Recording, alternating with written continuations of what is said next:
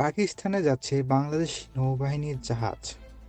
পাকিস্তানের করাচিতে অনুষ্ঠেয় আন্তর্জাতিক ফ্লিট রিভিউতে অংশ নিতে জাহাজটি আজ রোববার চট্টগ্রাম নৌবাহিনীর জেটি ত্যাগ করেছে। ৭ থেকে ১১ ফেব্রুয়ারি করাচিতে এক্সারসাইজ ওমান ২০২৫ শীর্ষক এই ফ্লিট রিভিউ অনুষ্ঠিত হবে। অধিনায়ক ক্যাপ্টেন মোহাম্মদ শাহরিয়ার আলমের নেতৃত্বে ৩৩ জন কর্মকর্তা, ৫৮ জন শিক্ষার্থী কর্মকর্তা সহ মোট ২৭৪ জন নৌ সদস্য আন্তর্জাতিক ফ্লিট রিভিউতে অংশ নিতে যাচ্ছে।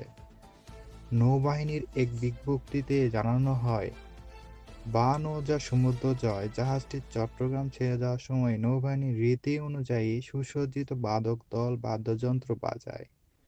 এ সময় পদস্থ নৌ কর্মকর্তা এবং জাহাজটির কর্মকর্তাদের পরিবারের সদস্যরা উপস্থিত ছিলেন।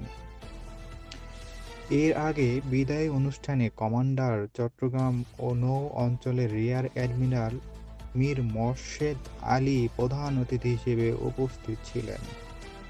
এক্সারসাইজ ওমান ২০২৫ এ বিশ্বের বিভিন্ন দেশের উচ্চ পর্যায়ের প্রতিনিধি, পর্যবেক্ষক, সমর বিশারদগণ এবং নৌবাহিনীর জাহাজসমূহ অংশ নেবে।